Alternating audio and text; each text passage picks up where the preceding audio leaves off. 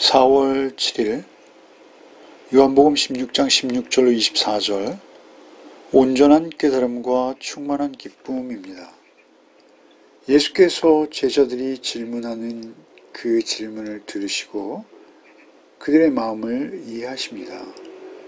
그리고 더욱 구체적으로 앞으로 전개되어질 일들을 설명하시고 결국 그들에게 주실 큰 기쁨에 대해서 이제 설명하시는 내용이 오늘 본문이겠습니다.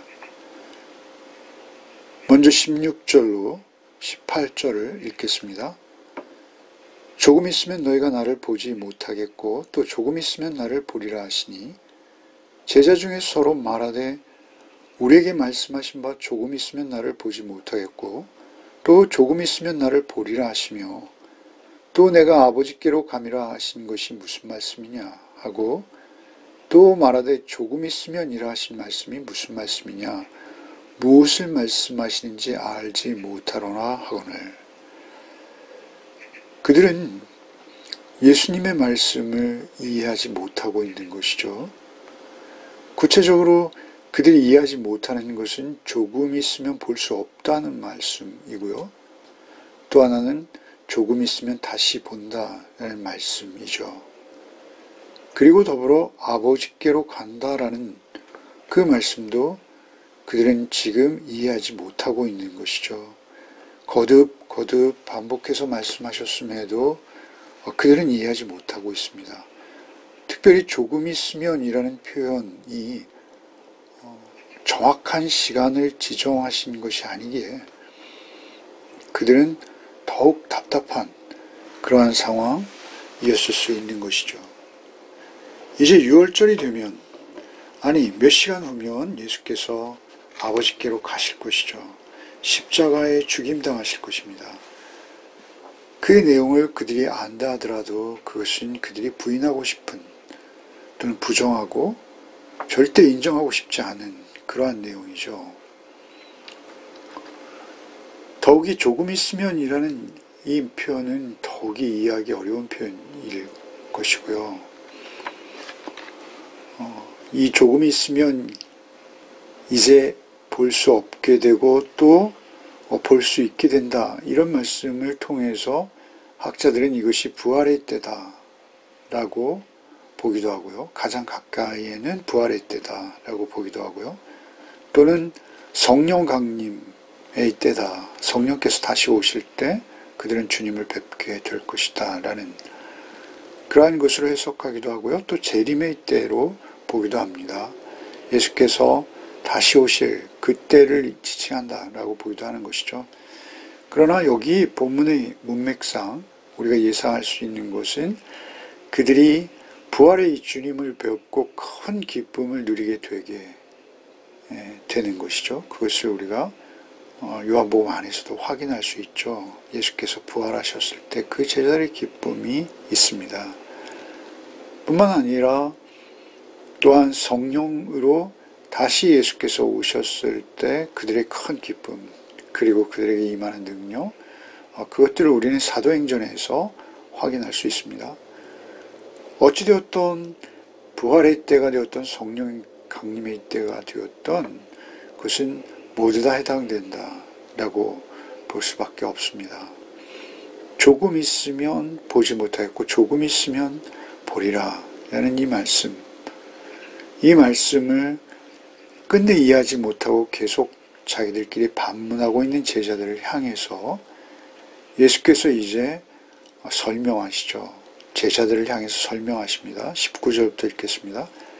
예수께서 그 묻고자 함을 하시고 이르시되 내 말이 조금 있으면 나를 보지 못하겠고 또 조금 있으면 나를 보리라 함으로 서로 문의하느냐? 내가 진실로 너희에게 이르노니 너희는 곡하고 애통하겠으나 세상은 기뻐하리라. 너희는 근심하겠으나 너희 근심이 도리어 기쁨이 되리라. 여자가 해산하게 되면 그때 이르렀으므로 근심하나 아기를 낳으면 세상에 사람 난 기쁨으로 말미암아 그 고통을 다시 기억하지 아니하느니라. 지금은 너희가 근심하나 내가 다시 너희를 보리니 너희 마음이 기쁠 것이요 너희 기쁨을 빼앗을 자가 없으리라. 예수께서 이제 그들에게 설명하시죠. 특별히 20절에 보시면 내가 진실로 너희에게 이르노니 너희는 곡하고 애통하겠으나 세상은 기뻐하리라 라고 말씀하시죠. 너희는 근심하겠으나 또 말씀하시죠. 곡하고 애통하고 근심하는 참으로 세상이 다 끝난 것과 같은 그러한 절망감에 그들이 심각한 곡과 애통과 근심의 상황에 빠질 것이라는 것이죠. 그러나 반대로 세상은 기뻐할 것이다 라고도 말씀하시죠. 이것은 예수께서 십자가에 죽으시는 그 죽음으로 인해서 세상은 기뻐한다는 것이죠. 세상은 예수 그리스도를 사실 무고하신 예수 그리스도를 십자가에 못 박아 죽이고 기뻐하는 것이죠. 그것이 세상입니다. 요한복음에서는 이미 3장에서 그것을 이렇게 말씀하시죠. 3장 19절 그 정죄는 이것이니 곧 빛이 세상에 왔을 때 사람들이 자기 행위가 악함으로 빛보다 어두움을 더 사랑한 것이라. 그러니까 유대인들이 특별히 바리새인과 서기관들 빛보다 어둠을 더 사랑한 것이라. 20절에 악을 행하는 자마다 빛을 미워하여 빛으로 오지 아니하나니 이는 그 행위가 드러날까 하며 진리를 따르는 자는 빛으로 오나니 이는 그 행위가 하나님 안에서 행한 것임을 나타내려 함이라. 이렇게 주께서 말씀하셨었죠. 그들은 이제 그 자신들의 죄악을 비추이는 그 빛을 꺼뜨려 버리고 기뻐하는 것이죠. 그러나 오히려 너희는 근심하겠으나 너희 근심이 도리어 기쁨이 되리라. 너희 근심이 도리어 기쁨이 되리라. 왜 그렇습니까? 오직 유일한 바로 그 길이요 그 진리요 그 생명이신 예수 그리스도 안에 있기 때문에 그들은 지금은 비록 근심하고 있으나 그것이 이유가 되어서 오히려 큰 기쁨을 얻게 될 것이다. 기쁨이라는 단어가 이제 5번씩이나 반복돼서 이제 예수께서 언급하시죠. 그러니까 십자가에 죽으실 뿐만 아니라 죽으신 예수께서 결국 승리자가 되어서 세상에서는 유죄 판결을 받고 그렇게 처형당하셨음에도 불구하고 그 예수께서 다시 승리자로 우뚝 서신 것을 보게 될 때 그들은 큰 기쁨인데요. 그 기쁨을 이렇게 예수께서는 비유하시죠. 21절에 여자가 해산하게 되면 그때가 이르렀으므로 근심하나 아기를 낳으면 세상에 사람 난 기쁨으로 말미암아 고통을 다시 기억하지 아니하느니라. 너희 고통, 너희 애통함, 너희 곡함, 너희 근심 이거 다 잊어버릴 거야. 아니 오히려 그것으로 인해서 오히려 더 큰 기쁨을 느끼게 되는데 그것은 마치 해산하는 여인과 같아 라고 말씀하시죠. 해산하는 것은 큰 위험이었습니다. 당시의 어떤 의료 수준, 그 의료 수준에서 해산하는 것은 정말 생명이 위험할 수도 있는 그러한 염려죠. 큰일이죠. 그럼에도 불구하고 해산한 여인은 아이를 낳고 나면 그 새 생명 얻은 그 새 생명의 탄생으로 말미암아 큰 기쁨을 얻게 되는 것이죠. 이 세상에서는 빛과 어둠으로 비견될 수 있어요. 선과 악으로도 나뉠 수 있습니다. 그러나 그것이 이 세상에서만이라면 그것은 큰 기쁨일 수는 없을 수 있습니다. 그러나 새 생명의 탄생과 이어질 때, 그러니까 십자가가 결국 부활로 이어지는 그리고 전혀 새로운 생명의 탄생을 경험하게 될 그들의 기쁨, 전에는 생각지도 못했고 그 존재조차 몰랐던 그 생명의 기쁨을 그들 안에 충만히 느끼게 된다는 것이죠. 왜 그렇습니까? 그 근심으로 말미암아 오히려 곡하고 애통함으로 말미암아 그들은 오히려 더 큰 승리의 기쁨을 맛보게 될 것이다라는 것이죠. 그것은 왜 그렇습니까? 하나님의 편과 적의 편이기 때문에 그렇습니다. 그것이 진영이 나뉘는 것이죠.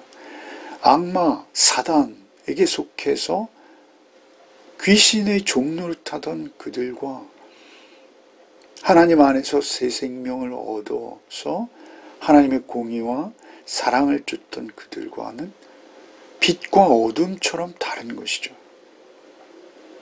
그래서 그 기쁨으로 그 고통쯤은 기억도 할 수 없을 것이다 라는 것이죠. 22절에 지금 너희가 근심하나 내가 다시 너희를 보리니 너희 마음이 기쁠 것이요 너희 기쁨을 빼앗을 자가 없으리라. 빼앗지 못한다는 것은 뭐죠? 이것은 세상이 줄 수 없는 기쁨이요 이러한 기쁨의 종류는 하나님께로부터 말미암았고 하나님께서 주시는 것이기에 그것을 사람의 생각대로 빼앗거나 줄 수 없는 것이라는 것이죠. 주신 분도 하나님이시요 빼앗을 수 있는 분도 하나님 한 분이신 것이죠.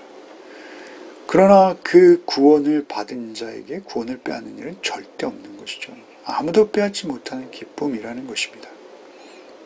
그리고 나서 이제 23절로 24절에 제자들에게 더욱 놀라운 특권을 주시겠다라고 하시는 것이죠.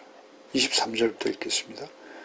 그날에는 너희가 아무것도 내게 묻지 아니하리라. 내가 진실로 진실로 너희에게 이르노니 너희가 무엇이든지 아버지께 구하는 것을 내 이름으로 주시리라. 지금까지는 너희가 내 이름으로 아무것도 구하지 아니하였으나 구하라.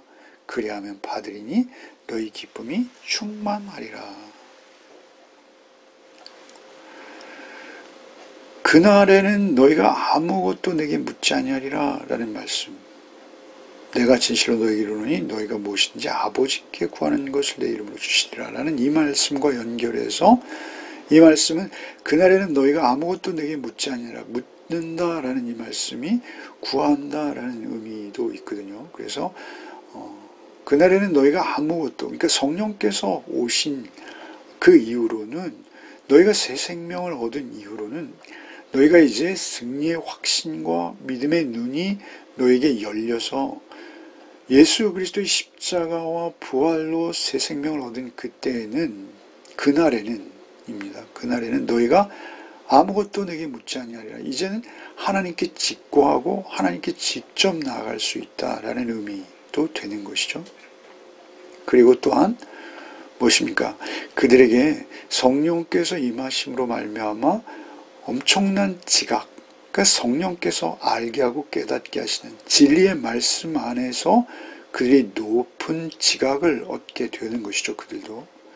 그래서 이제는 그들이 많은 부분에서 참으로 가장 중요하고 소중한 내 인생이 어디서부터 왔으며 어디로 향할 것인지에 대한 확신으로 말미암아 이제 그날엔 너희가 아무것도 내게 묻지 아니하리라 깨달음을 얻은 것이죠. 그래서 내가 진실로 진실로 너희에게 이르노니 너희가 무엇이든지 아버지께 구하는 것을 내 이름으로 주시리라. 구하는 것, 내 이름으로 주시리라. 그러니까 이름이라는 것은 그 대상의 성품이라고 그랬죠. 그 예수 그리스도의 성품, 그러니까 예수 그리스도의 이름 안에서 구하는 것, 그리고 또한 아버지께 구하는 것은 내 이름 안에서 다 응답하신다는 것이죠. 모든 것을 다. 24절에 지금까지 너희가 내 이름으로 아무것도 구하지 아니하였으나 구하라 그리하면 받으리니 내 이름으로 구하면 받는다는 것입니다. 무엇이든지 너희 기쁨이 충만하니라. 그것을 받고 너희 기쁨이 더욱 충만해질 것이다. 성령께서 우리에게 오시면 로마서 8장의 말씀대로 빌바를 알게 하시죠. 그 빌바는 무엇입니까? 그것은 예수 그리스도의 성품을 따라 하나님의 뜻 안에서 간구하게 되어지는 것입니다. 그 무엇보다도 우리가 먼저 간구하는 것, 구하라, 찾으라, 두드리라 하신 그 성령님의 충만한 임재를 우리는 구하게 될 것이죠. 그 구함, 그 간구 반드시 응답되어져서 큰 기쁨을 충만히 누리게 된다는 것이죠. 우리가 이 땅에서 누리는 가장 큰 기쁨은 무엇입니까? 그것은 하나님의 내주하심입니다. 성령께서 내 안에 찾아오신 그 기쁨, 그리고 성령님의 음성을 듣고 그 성령님과 동행하는 삶 속에서 누리게 되는 기쁨, 그 기쁨을 충만하게 누릴 수밖에 없는 것이죠. 예수께서 이 땅에 계시는 동안 예수님의 삶의 방향 또 목적은 무엇이었습니까? 하나님의 영광이었죠. 십자가 지심도 결국 하나님의 영광인 것이죠. 결국 예수 그리스도의 이름은 모두 하나님의 영광으로 통해 있어요. 그렇다면 우리도 역시 주님의 자녀로, 주님의 제자로 이 땅 가운데에서 하나님 앞에 구하게 되는 것은 무엇입니까? 하나님의 영광인 것이죠. 그렇게 하나님의 영광을 위해서 우리가 살아갈 때 우리의 삶은 기쁨이 충만한 삶으로 이어질 수밖에 없다라고 말씀하시는 것이죠. 기도하겠습니다. 예수께서 다시 오실 때, 예수께서 이제 다시 오셔서 우리 안에 성령으로 충만히 임재하심을 우리는 누립니다. 주님, 우리가 구하기는 더욱 충만히 오직 성령님 한 분만으로 우리가 기쁘고 우리 삶이 넉넉할 수 있도록 주께서 우리를 인도하여 주옵소서. 하나님 나라의 확신으로 우리가 살게 하여 주옵소서. 이 땅을 살면서 많은 어둠과 또 불의와 불의에 아부하는 것과 불의에 타협하는 그런 많은 모습들 가운데서도 우리는 하나님의 자녀로서 하나님 앞에서 하나님의 음성을 듣고 성령님을 쫓아 하나님의 임재의 충만한 기쁨을 누리는 하루하루의 우리 삶이 되게 하여 주시옵소서. 오직 기도로 주님의 영광을 드러내며 오직 기도로 주님과 동행하는 우리의 삶이 되게 하여 주셔서 길이 좁고 협착하여 찾는 자가 많지 않으나 주님 앞에서 큰 기쁨으로 주님과 온전한 동행을 이루는 또 하루가 되게 하여 주옵소서. 예수 그리스도 이름 받들어 기도하옵나이다. 아멘.